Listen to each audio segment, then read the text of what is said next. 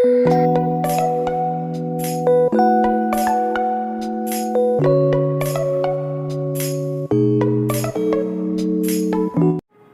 Friends, welcome back to our channel supersuma. ఈరోజు మన వీడియోలో పూర్వకాలంలో మన అమ్మమ్మల కాలం నాటి మంచి టేస్టీ ఒక డిష్ అనేది మీకు ఈరోజు చూపిస్తాను.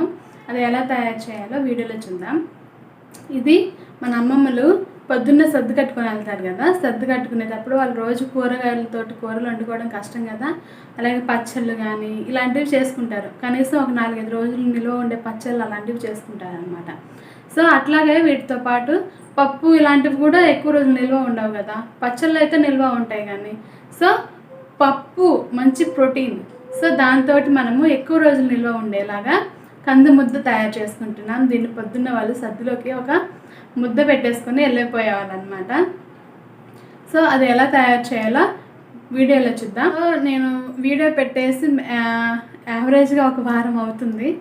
ఎందుకు అంటే అర్జెంటుగా ఒక పెళ్ళికి అటెండ్ అవ్వాల్సి వచ్చింది. అలాగే ఆ పెళ్ళి నుంచి వచ్చిన తర్వాత పెళ్ళికి ఒక 2-3 డేస్ పట్టింది. అలాగే అక్కడి నుంచి వచ్చాక పిల్లల హెల్త్ అప్సెట్ అయింది. అలాగే నా హెల్త్ కూడా అప్సెట్ అయింది. కొంచెం తేరుకునేసరికి కొంచెం వీడియో పెట్టడానికి కొంచెం లేట్ అవుతుంది.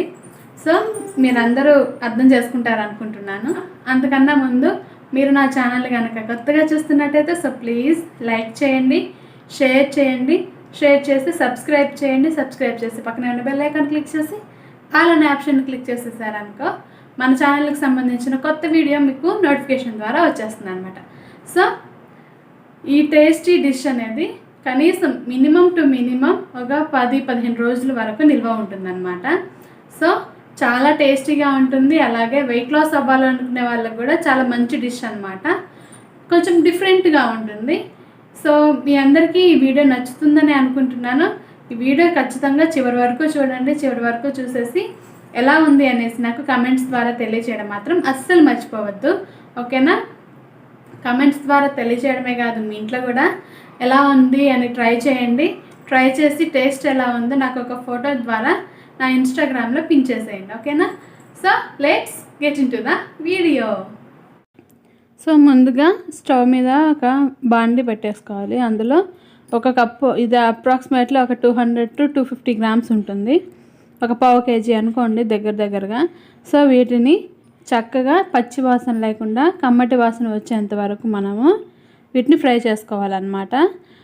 మనకి తెలిసిపోతుంది వాసనతో, కలర్ చేంజ్ అవుతుంది లైట్గా.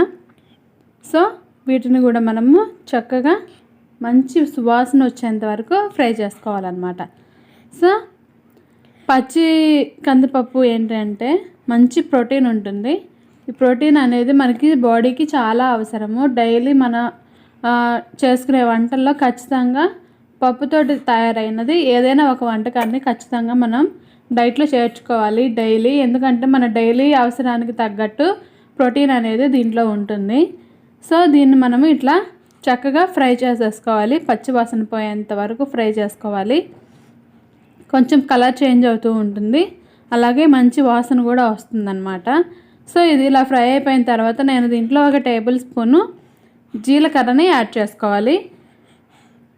జీలకర్ర మంచిది, డైజెషన్ ప్రాబ్లమ్స్ అలాంటివి రాకుండా ఉంటుంది. అలాగే ఈ కంది ముద్ద మంచి టేస్ట్ రావడానికి కూడా జీలకర్ర చాలా బాగుంటుంది అన్నమాట.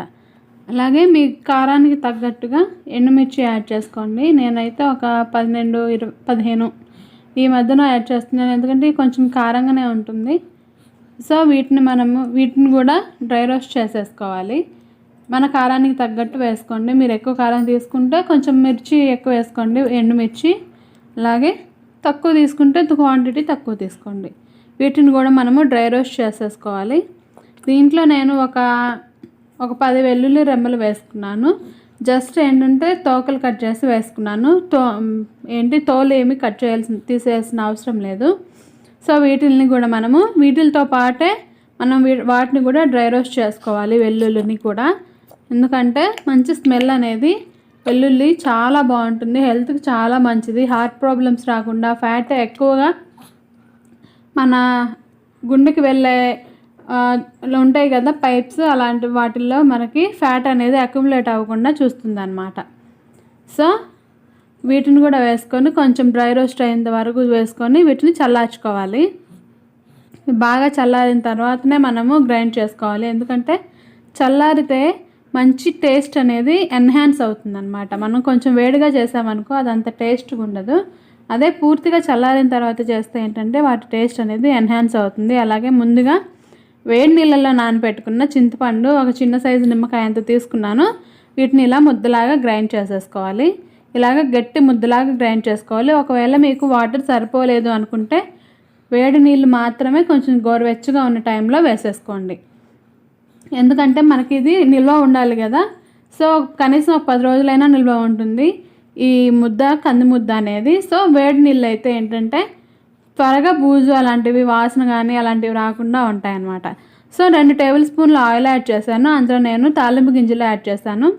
జీలకర్ర, ఆవాలు, పచ్చిమిరపకాయలు, ఎండుమిరపకాయలు, కరివేపాకు, పచ్చిశనగపప్పు, పొట్టుమినపప్పు ఇవన్నీ వేసుకొని కొంచెం గోల్డెన్ బ్రౌన్ కలర్ వచ్చేంత వరకు ఫ్రై చేసుకోవాలి. అలాగే దీంట్లో కొంచెం చిటికెడు పసుపు కలర్ కోసం యాడ్ చేస్తున్నాను నేను.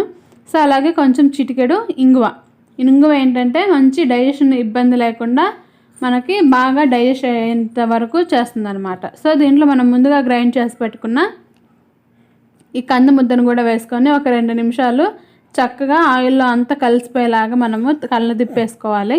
ఇట్లా కలదిప్పేసుకొని వీటిని చిన్న చిన్న ఉండలుగా చుట్టుకోవడమే అన్నమాట. సో దీన్ని మనము వేడి అన్నంలో తీసుకుంటే ఒక 2 ముద్దలు పెట్టేసుకొని కంది ముద్దలు కొంచెం నెయ్యి యాడ్ చేసుకొని ఆ వేడన్నంలో తింటుంటూ ఉంటుంది చూడండి, అమోఘం అన్నమాట. అంత టేస్ట్గా ఉంటుంది. ఇంకా వేరే కర్రీ కూడా ఏం అవసరం ఉండదు, అంత బాగుంటుంది. దీంతో మన ఫుడ్ అంతా లాగిచ్చేయచ్చు అనమాట. సో దీన్ని మనం ఇలాగ కొంచెం చల్లారిన తర్వాత చిన్న చిన్న ముద్దలుగా చేసేసుకోవాలి. ముద్దలుగా ఏంటంటే మనం సర్వ్ చేసుకోవడానికి ఈజీగా ఉంటుంది. ఎవరి ముద్ద వాళ్ళు తీసేసుకుంటారు కాబట్టి ప్లేట్లో కూడా చక్కగా ఇబ్బంది లేకుండా ఉంటుందన్నమాట. సో ఇలాగ ముద్ద చేసేసుకొని పెట్టేసుకోవాలి. నేను మీకు గ్రైండ్ చేసేటప్పుడు ఒకటి చెప్పాలనుకున్నాను ఏంటంటే, నేను గ్రైండ్ చేసేటప్పుడు చింతపండు అది వేసేటప్పుడు ఏంటంటే కొంచెం రాళ్ళ ఉప్పు అలాగే కొంచెము బెల్లం వేసాను. అది క్లిప్పింగ్ ఎక్కడో మిస్ అయిందనమాట. సో మీరు యాడ్ చేసుకోండి. ఓకేనా? ఇదిగో రెడీ అయిపోయాయి కంది ముద్దలు. మన అమ్మమ్మలు నాన్నమ్మలు వాళ్ళు పొలానికి వెళ్ళేటప్పుడు వీటిని పెట్టుకొని వెళ్ళిపోయారు అన్నమాట. సో చాలా టేస్టీగా ఉంటుంది. ఇదిగో ఫుడ్ రెడీగా ఉందన్నమాట.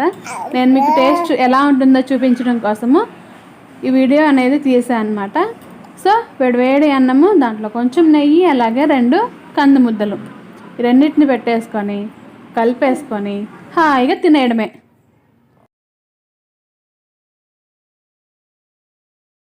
సూపర్ టేస్ట్గా ఉంది.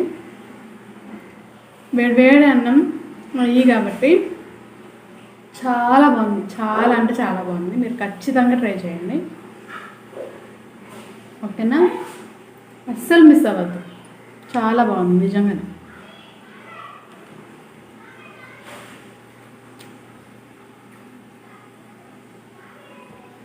ఈ మధ్య మామిడికాయలు ఎక్కువ తిని కంటి కురుపు వచ్చింది, అందుకనే ఫేస్ ఇలా ఉందన్నమాట.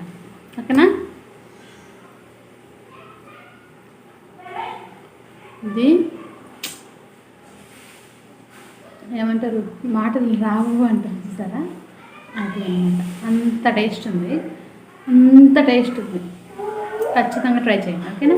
వీడియో అయితే చూసారు కదా, ఎలా ఉంది? సూపర్గా ఉంది కదా. మీరు కూడా ఇంట్లో ఖచ్చితంగా ట్రై చేసేయండి.